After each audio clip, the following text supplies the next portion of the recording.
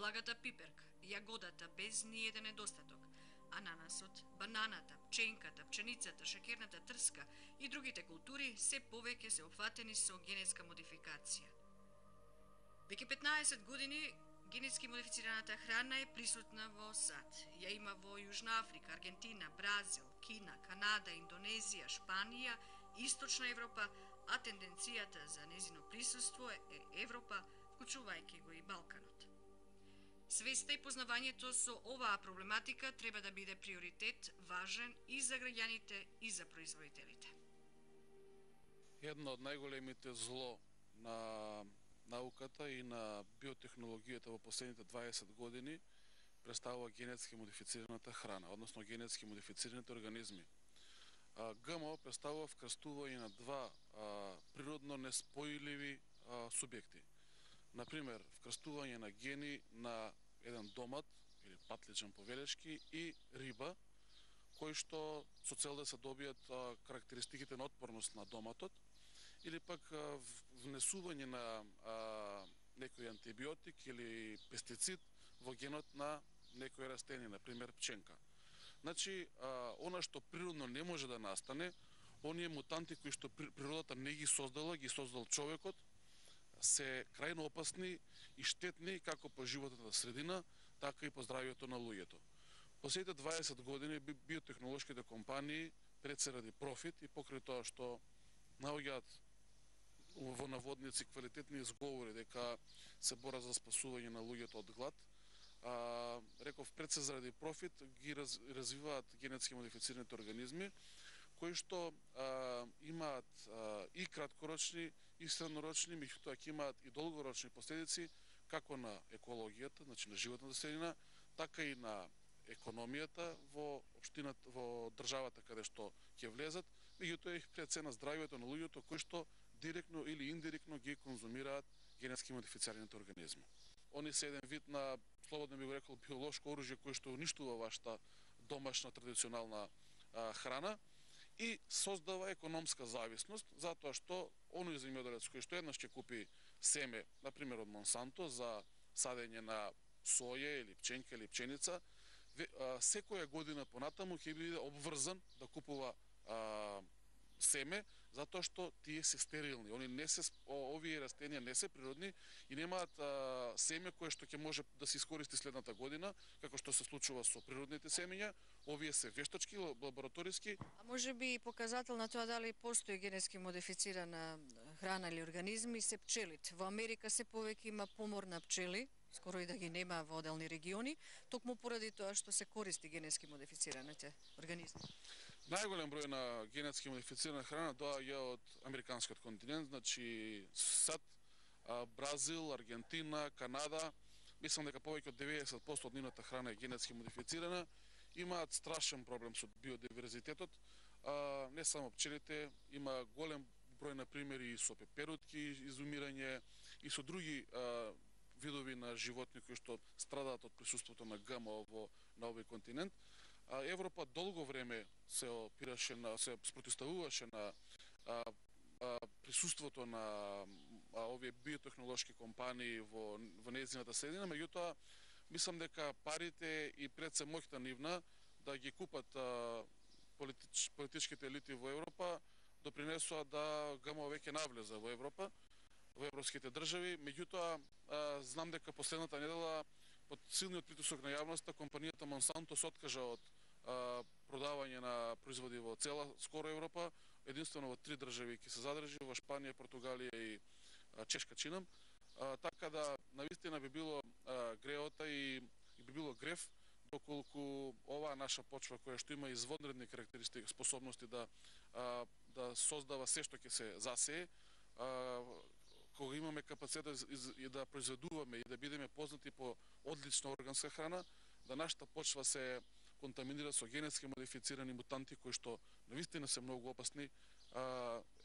Во најмала рака е грев, а од друга страна представува голема опасност по луѓето и пред се по децата кои што навистина се поосетлива популација.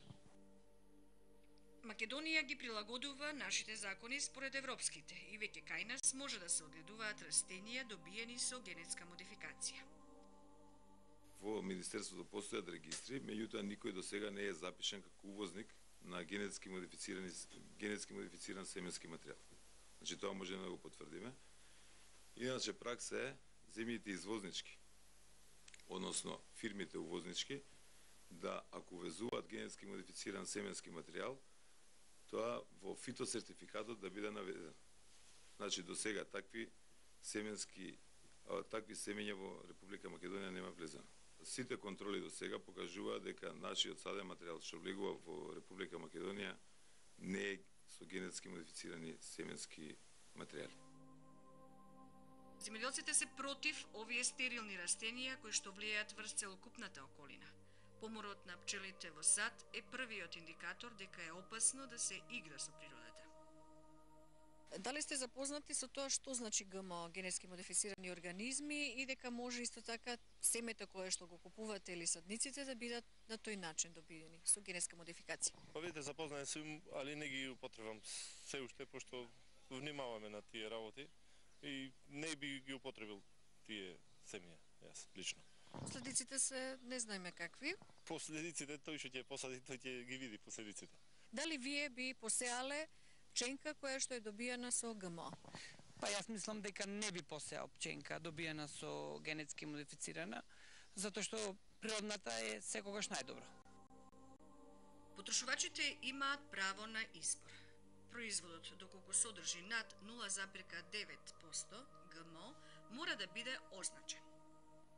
Значи, согласно Законот за безбедност на храна и неколку други правилници кои што ја регулираат оваа област, секој оператор за храна кој што сака да стави во промет храна која што содржи генетски модифицирани организми е должен да поднесе барање за одобрение од страна на Агенцијата за храна и ветеринарство. До сега на нашата агенција не е доставено ниту едно барање за таков вид на храна. Инаку, согласно законот, не постои процент кој што храната треба да го содржи како генетски модифицирани организми. Процентите се дадени единствено во делот на означувањето на храната.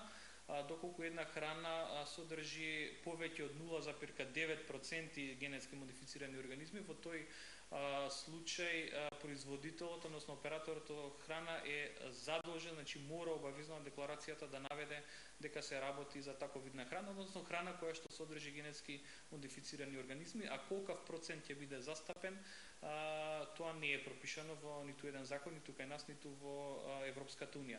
Инаку храната, значи под овој процент не мора да се декларира затоа што се смета дека едноставно е технички невозможно да се произведе без тие проценти, е како прифатено како една граница до која што операторот може да не го декларира. Инаку тоа е сосема нормално пример на нивото на Европската унија, бидејќи таму постои посебен регистар на храна која што содржи генетски модифицирани организми, која што има одобрение за таков вид. Колку што знам јас, до сега одобренијата се издадени за памук, пченка, маслодајна репка и уште некои други култури. Но нивното докажување во лабораториски услови засега е невозможно, поради недостиг на потребните реагенси, покрај присутната опрема во Земјоделскиот институт, фитосанитарната лабораторија и во МАНУ. А за последиците од исхраната каде е присутна генетската модифицирана храна, веќе постојат докази. Докази околу штетноста на ГМО има повеќе. Морам да кажам дека генетски модифицирани организми може да се сретнат во секоја храна. Најчесто, значи, застапени се во сојата, која што најчесто и се генетски модифицира, канолата, која што кај нас ја нема, меѓутоа се наоѓа во другите држави, потоа пченката, пченицата, оризот и сите други растенија кои што на големо се употребуваат во светот. Меѓутоа, и покрај тоа што се произведуваат и генетски модифицирани животни, поретко се среќаваат такви, опасно е дали животните кои што ги имаме во нашата средина се хранат со генетски модифицирана храна.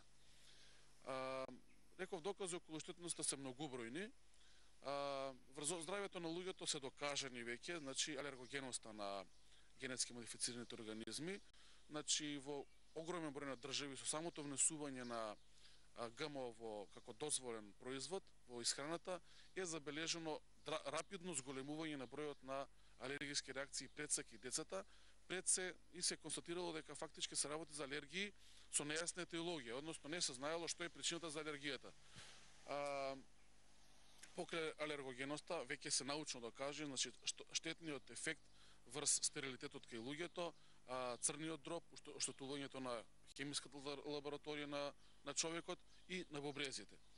Во поново време науката работи на докажување на штетниот ефект врз коскената продуктивност, односно генетски модифицираната храна многу често се поврзува со предизвикувањето на анемии и одредени типови леукемии кои што се јавуваат кај експерименталните животни и се бара нивна поврзаност и кај луѓето. Се губи почетната цел и идеја за создавањето на генетски модифицираните организми, а тоа беше да се намали гладта во светот.